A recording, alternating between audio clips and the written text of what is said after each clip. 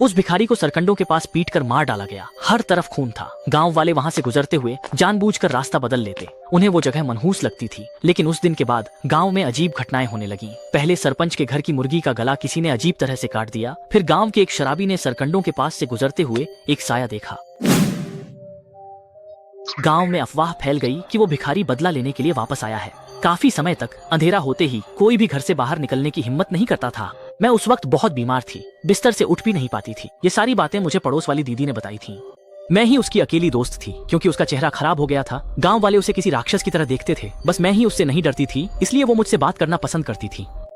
उसने बताया कि जिस शराबी ने उस दिन भूत देखा था वह मर गया और उसकी लाश उन्हीं सरकंडों में मिली। लाश अजीब हालत में थी। वह घुटनों के बल बैठा था, जैसे किसी से रहम मांग रहा हो। मुझे धुंधला याद आया कि जिस शराबी की वह बात कर रही थी वह सरपंच का भतीजा झांग लोंग था। जिस दिन भिखारी मरा था, झांग लोंग ने ही सबसे पहले उस पर हमला किया था। उसने बेरहमी से अपनी दरांती भिखारी पर चलाई थी। उसके बाद सब कुछ बेकाबू हो गया। मैंने उससे पूछा, क्या वो भिखारी भूत बनकर बदला लेने आया है? दीदी अजीब तरह से मुस्कुराई। उसके चेहरे पर उभरे बदसूरत निशान रात के अंधेरे में और भी डरावने लग रहे थे। इस दुनिया में सबसे डरावनी चीज तो इंसान होते हैं। इंसान का दिल किसी शैतान से भी ज्यादा खूंखार होता है। मुझे लगा कि आज रात दीदी कुछ अलग है। वो थोड़ी खुश भी थी और थोड़ी दुखी भी। झांग लोंग की मौत से गांव वाले दहशत में थे। किसी को नहीं पता था कि उस रात क्या हुआ था। तेज बारिश ने सारे निशान धो दिए थे। पीछे बस एक अजीब सी लाश रह गई थी। मैंने दीदी से पूछा, भिखारी को मारने वाले तो बहुत सारे थे, अगला नंबर किसका होगा? दीदी ने बहुत ध्यान से अपनी उंगलियों पर गिना और फिर सिर हिलाकर धीरे से मुस्कुराई। हाँ, बहुत सारे हैं। लिली, तुम्हें क्या लगता है अगला कौन होगा? ठीक उसी वक्त खिड़की के बाहर बिजली चमकी और मैंने दीदी का चेहरा साफ साफ देख लिया। उसका चेहरा जख्मों से भरा हुआ था।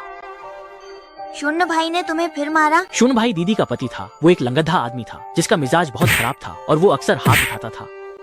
तो मैंने भी ध्यान से सोचा, मुझे लगता है शून्य भाई, क्योंकि उसने भिखारी का टखना काट दिया था जिससे वो भाग नहीं पाया, और उससे भी बढ़कर क्योंकि वो मेरी इकलौती दोस्त को चोट पहुंचाता था। अगर किसी एक को सजा मिलनी ही है तो वो शून्य भाई होना चाहिए। ये सुनकर झुनझियू को सब समझ आ गया। तो तुम्हारी वो पड़ोसन दीदी ही कातिल थी, उसी ने झांग लोंग को मारा था। तो फिर शून्य भाई का क्या हुआ? क्या वो भी मर गया? मैंने आह भरकर सिर हिलाया। नहीं, वो बच गया, लेकिन उसके दोनों पैरों को लकवा मार गया और वो फिर कभी चल नहीं पाया। रही बात दीदी की, तो वो गायब हो गई। शून्य भाई के साथ हुए हादसे के बाद मैंने उसे फिर कभी नहीं देखा। गांव में कुछ लोगों ने कहा कि वो पहाड़ से गिरकर मर गई और उसकी लाश भी नहीं मिली। कुछ ने कहा कि वो किसी गैर मर्द के साथ भाग गई और कुछ का कहना था कि उसी ने शून्य भाई को पहाड़ से धक्का दिया और सजा के डर से भाग गई। खैर, मैंने उसे फिर कभी नहीं देखा। वो बिना कोई सुराग छोड़े गायब हो गई। लेकिन उस दिन के बाद गांव में भूत प्रेत की बातें धीरे धीरे शांत हो गईं। झुनझुनू ने अपने मन में उठ रही अजीब सी घबराहट को दबाया और सवाल पूछना जारी रखा, लेकिन उसके झांग लोंग को मारने की वजह क्या थी? तुम्हारी कहानी से तो लगता है कि वो उसे ज्यादा जानती भी नहीं थी। सच में उसने शून्य से शादी कर ली। दीदी जब जवान थी तो बहुत खूबसूरत थी, एकदम ताजगी से भरी हुई। गांव के कई मर्द उन पर नजर रखते थे और झांग लोंग पहला था जिसने उन पर हाथ डालने की हिम्मत की। हंसते हुए उसने चेन ली को जबरदस्ती गले लगाया और शुनगे ने यह सब देख लिया। झगड़े में शुनगे की टांग घायल हो गई और तब से वह बीमार रहने लगे। और भी डरावनी बात यह थी कि कुछ ही समय बाद चेन ली गर्भवती हो गई और बच्चे का बाप कौन है ये किसी को नहीं पता।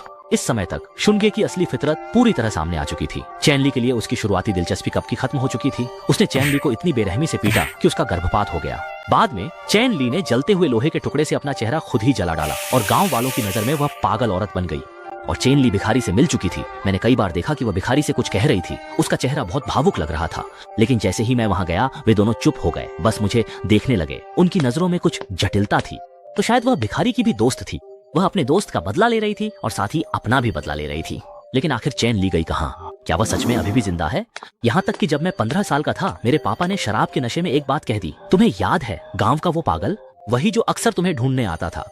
वो पागल जरूर भिखारी की आत्मा से ग्रस्त था। उसी दिन उसने शून्यगे को पहाड़ पर बुलाया, फिर मौका देखकर उसे पहाड़ी से नीचे धक्का दे दिया। शुक्र है कि शून्यगे की किस्मत अच्छी थी। एक पेड़ ने उसे रोक लिया। फिर हम में से कुछ लोग उस पागल के पीछे पहाड़ पर चढ़ गए। वो पागल तो सच में बहुत तेज भागता था। हम करीब 10 लोग थे और आधी रात से भी ज्यादा उसे ढूंढते रहे। ये कहते हुए वह गर्व से मुस्कुराया। जब उसे पकड़ा गया तो वह बहुत जोर से छटपटा रही थी। उसके कपड़ों के बटन तक टूट गए। सच में अफसोस है, इतनी अच्छी लड़की न जाने कैसे पागल हो गई। उसकी किस्मत भी खराब थी। पहाड़ से उतरते वक्त उसका पैर फिसल गया और वह नीचे गिर पड़ा। और तो और वह मुझे भी लगभग अपने साथ गिरा ही लेता। शुक्र है कि मैंने फुर्ती से खुद को बचा लिया, वरना मेरी प्यारी बेटी की देखभाल करने वाला कोई नहीं होता। ये कहते हुए उसने अपना हाथ मेरी पीठ पर रखकर मलना शुरू कर दिया और उसका गर्म सीना भी मुझसे लग गया। मेरी बेटी सच में कितनी गोरी और नाजुक है, बिल्कुल तुम्हारी माँ की तरह महकती हुई। उसके छूने और हाथ लगाने की आदत से मैं पहले ही सुन्न हो चुकी थी, लेकिन जब मुझे चेन ली की मौत की खबर मिली तो पूरे शरीर में ठंड सी दौड़ गई। उस समय मुझे चेन ली की कही एक बात याद आई, यह एक आदमखोर गांव है, तुम्हें यहाँ से भागना होगा वरना तुम भी